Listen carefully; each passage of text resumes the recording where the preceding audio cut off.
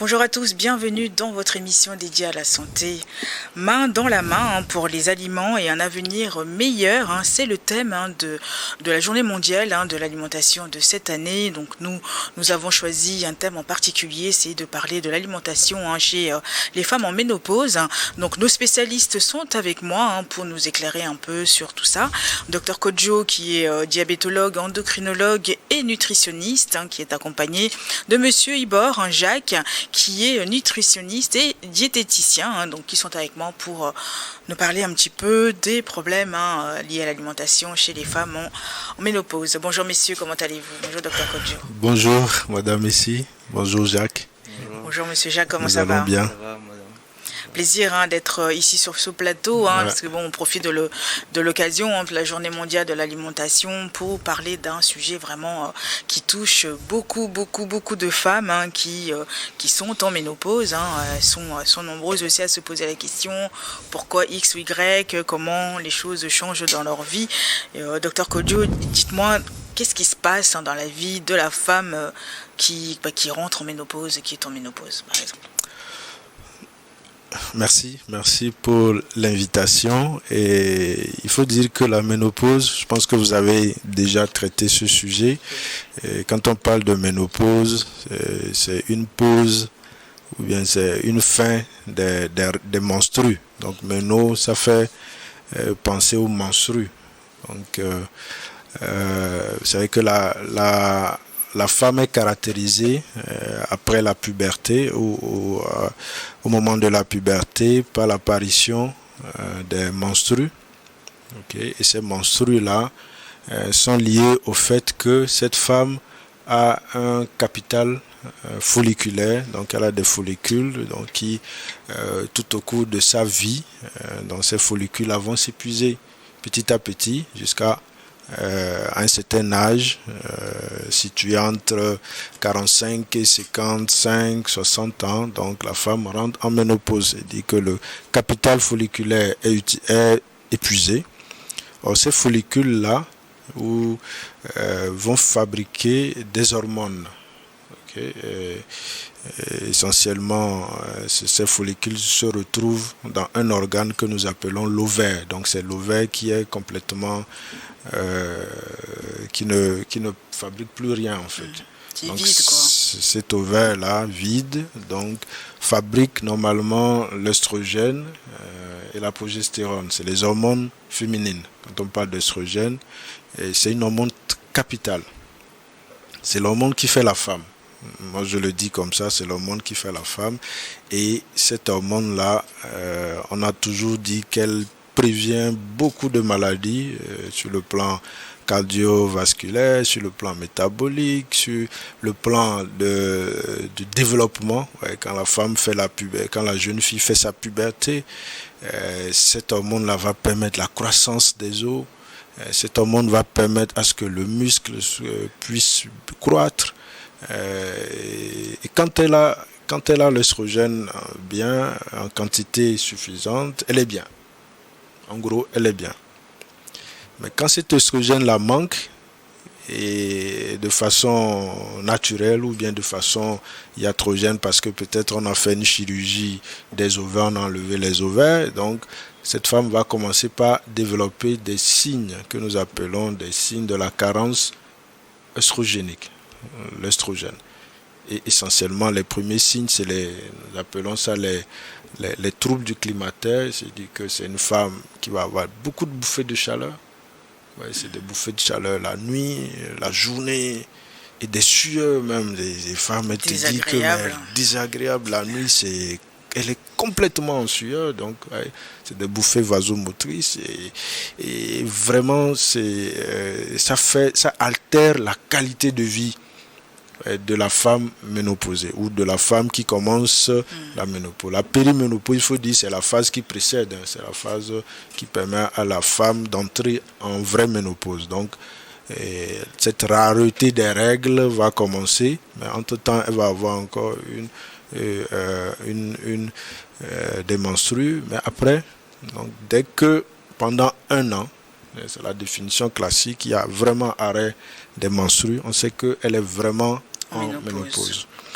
Ouais, donc c'est essentiellement ces signes-là qui vont faire que cette femme peut avoir des troubles neuropsychologiques. Et surtout, c'est des femmes qui sont déprimées. Donc il y a des troubles de l'humeur. Ouais, il y a une irritabilité, une nervosité. Elles sont pas bien. Les troubles du sommeil peuvent s'associer aussi. Souvent, c'est les troubles qui sont à court terme. Il y a des troubles à moyen terme. On peut avoir des douleurs articulaires, des problèmes de cholestérol, les problèmes de prise de poids qui vont s'installer.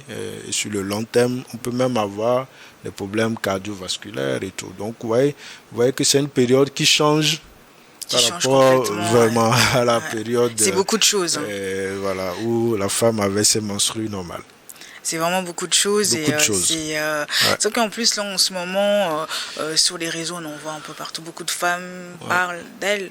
Parce que c'est une phase de leur vie qu'elles ne comprennent pas, elles ne sont pas préparées. Certaines ne sont pas du tout préparées.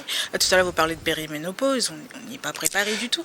Oui, c'est vrai, c'est un peu ça. C'est vrai que l'éducation à la santé, je pense qu'on doit faire beaucoup d'efforts, on le reconnaît, c'est un peu ce que vous nous aidez à faire. Et on va revenir, souffrir, même si les gens nous voient trop tout le temps. Au moins, souffrir qu'on va revenir parler de ces thèmes-là, parce que pour que les gens, même la puberté, là on parle de la ménopause, un enfant qui naît et qui doit faire la puberté. Vous voyez, la puberté, déjà, la période là, c'est une période où l'enfant a une transformation dans son corps, tout ça. Normalement, l'enfant doit être préparé pour ça. On doit faire des éducations, il doit y avoir une éducation et maintenant, cette femme-là qui quitte cette période-là, qui va passer en ménopause, des fois, ça tombe comme c'est un coup de tonnerre dans un ciel serein. Après, on n'a pas les règles. Qu'est-ce qui se passe? Et alors que c'est ce qui caractérise la femme. Donc, ça fait comme si on est devenu des hommes, en fait. C'est un peu. Donc, c'est ça. Un peu moins, mais c'est vraiment un grand chamboulement. Un grand chamboulement. Et donc, il faut éduquer, il faut en parler, il faut que les gens savent que à partir d'un certain âge, donc habituellement avec les études, ce qu'on voit, c'est à partir de 45 ans, mais déjà 40, quand on dépasse la quarantaine, 42, 43 ans, donc il faut que déjà, les gens peuvent déjà lire aujourd'hui, c'est vrai, on peut lire sur Google là-dessus. Des gens peuvent aller même consulter.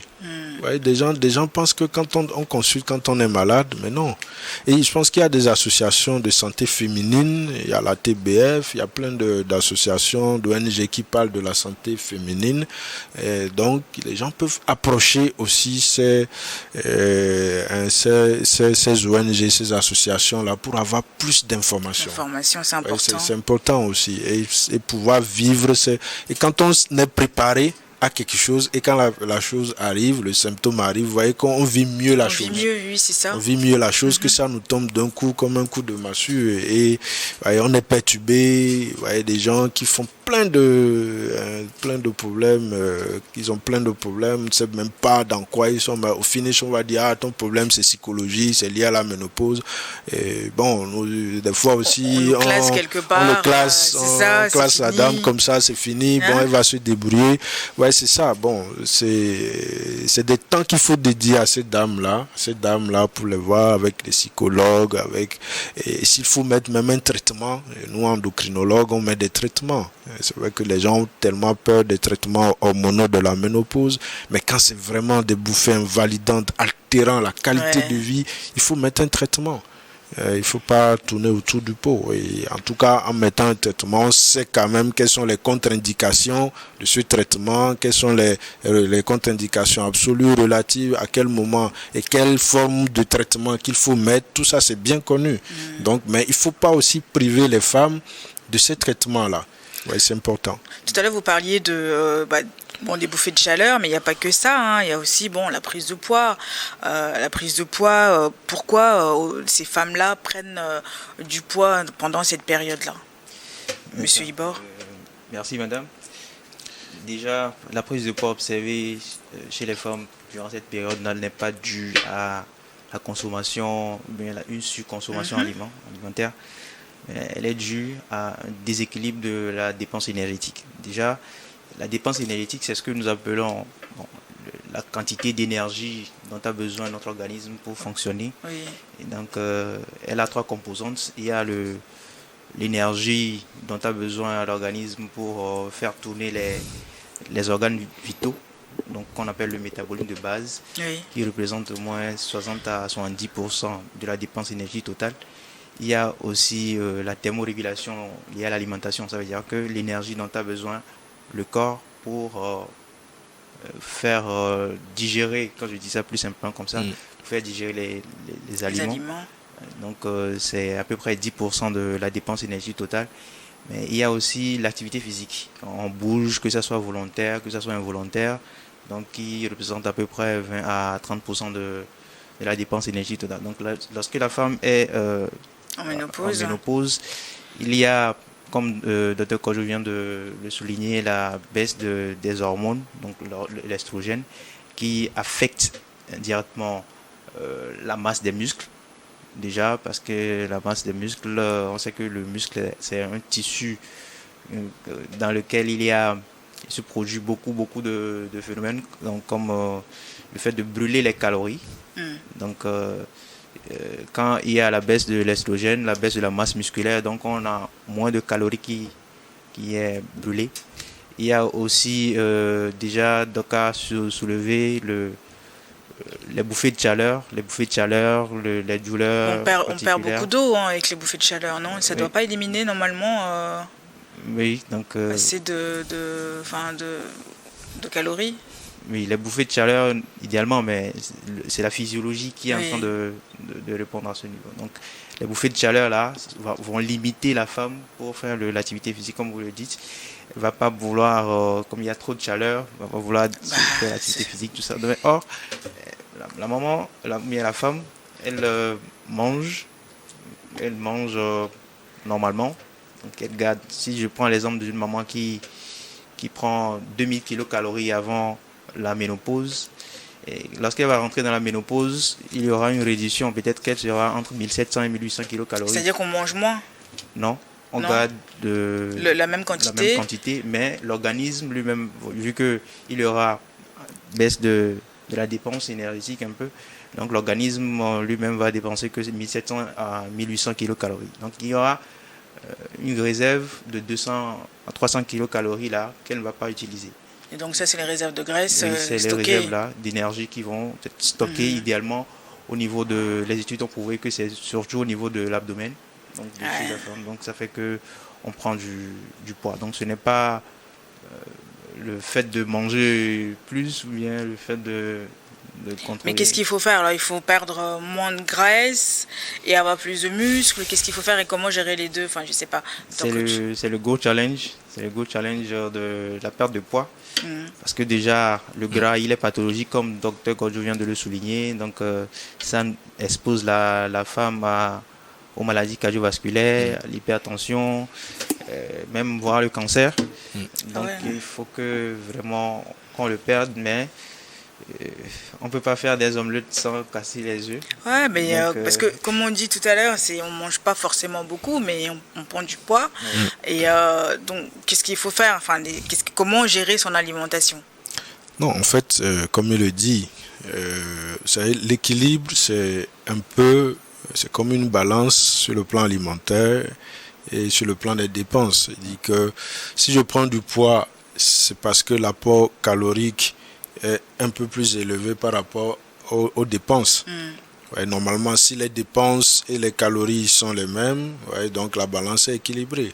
Et si je veux idéalement perdre du poids, c'est que je dois dépenser un peu plus et perdre un peu et peut-être prendre moins de calories.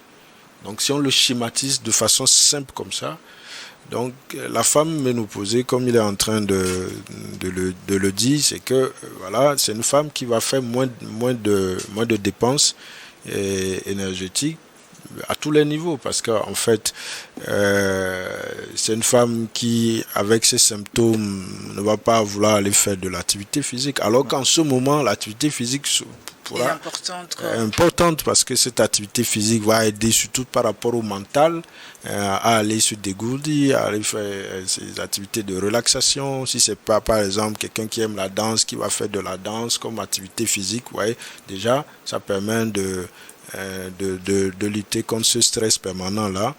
Et maintenant par rapport à l'alimentation, une femme qui est déprimée peut ne pas manger, peut passer toute sa journée sans manger.